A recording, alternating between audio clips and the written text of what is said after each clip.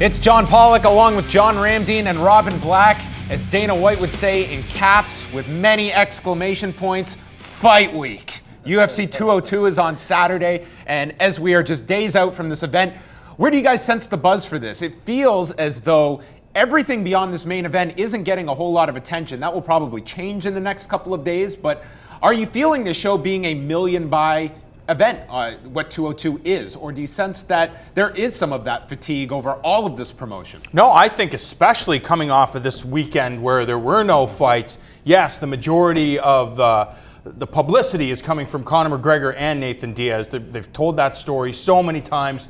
People are going to be interested, but I think it's the fight fans that are going to benefit because there's a lot of people that are going to be tuning in just for this main event. I need to see the rematch between Conor and Nate. And on top of that, they get some of the biggest, most exciting stars currently on the UFC's roster. You have Donald Cerrone on the card. You have Anthony Rumble Johnson on the card. You have Cody Garbrandt on the card. So I think that fight fans after Saturday night are going to come away from this event in Las Vegas saying this is exactly why I love it. The last show did 1.5 million buys, and also the benefit of Holly Holm and Miesha Tate. Sure. I don't think you have stars at that level in a supporting role. Prior to that, with the Aldo card, we had Weidman and Rockhold.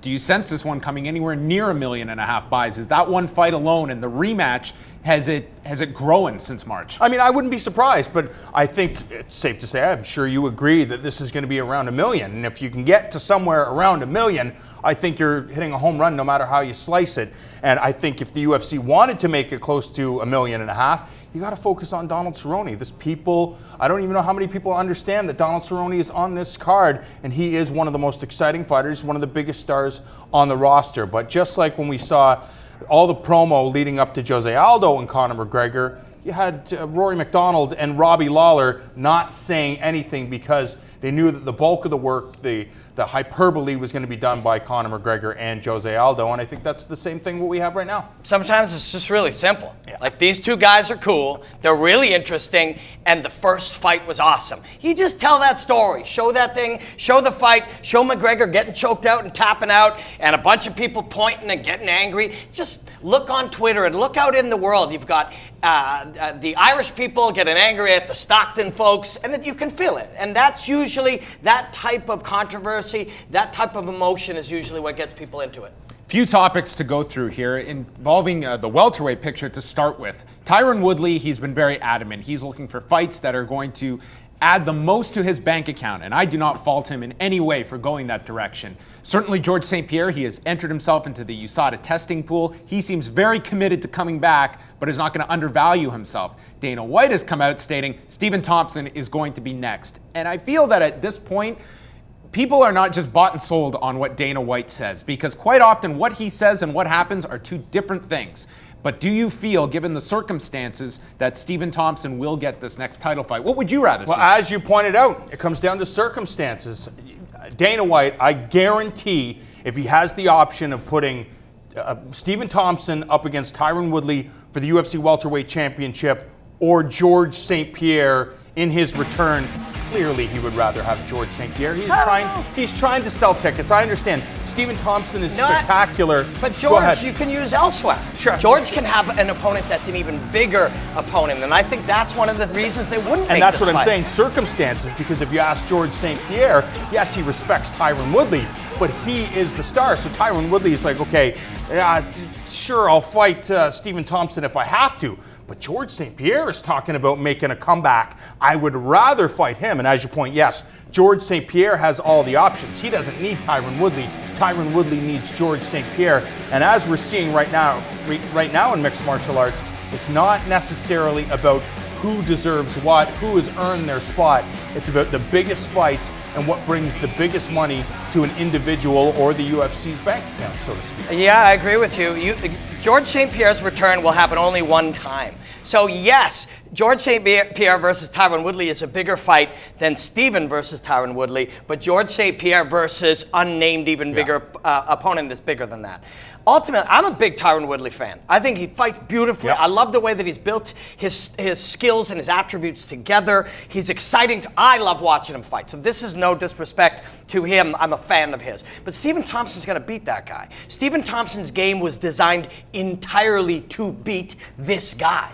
And yes, he's different than the other wrestlers that he's faced. He's different than Hendricks, but that outside game, when Tyron Woodley's game of blitzing you, Stephen Thompson that's like trying to do magic against another magician. You can't blitz Stephen Thompson. You can't get to his hips. He's designed to beat a Tyron Woodley. If I'm Tyron Woodley, I don't want that fight, not only because I may lose it.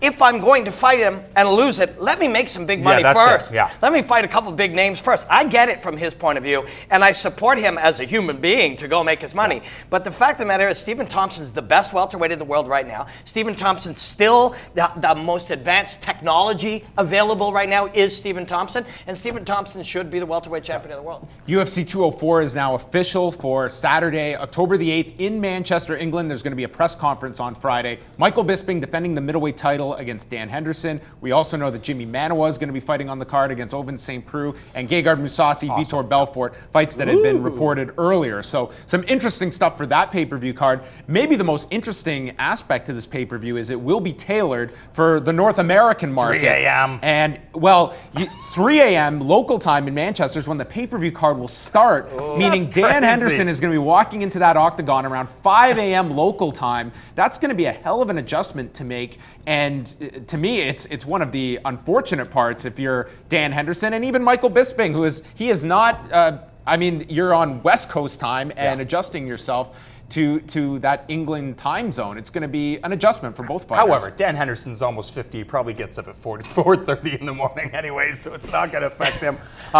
This is an unfortunate thing, but it's a landscape. You got this is what happens. You want the sport to be the biggest. It's huge in North America. You have to cater to the audience that helped build it. So I'm sure the UFC will compensate. Is this really growing this? You go to a market like England and you're putting something on at 3 in the morning. Yeah. Is this necessarily growing that British market, or is this really appealing to an existing You have fan Michael base? Bisping. You have your local guy fighting for the title. It's not ideal, but if I'm an MMA fan in England, I have to go to this. No ifs, ands, or buts. They would have done some analysis and come back with the conclusion that we're going to sell it out at 3 in the morning anyways, which is why they're doing it. Just a warning to my friends in England, you want to start drinking a little bit later this time, my friends, because 3 o'clock will come around and it only just starts. Manchester will be mad Sunday morning at 6 in the morning.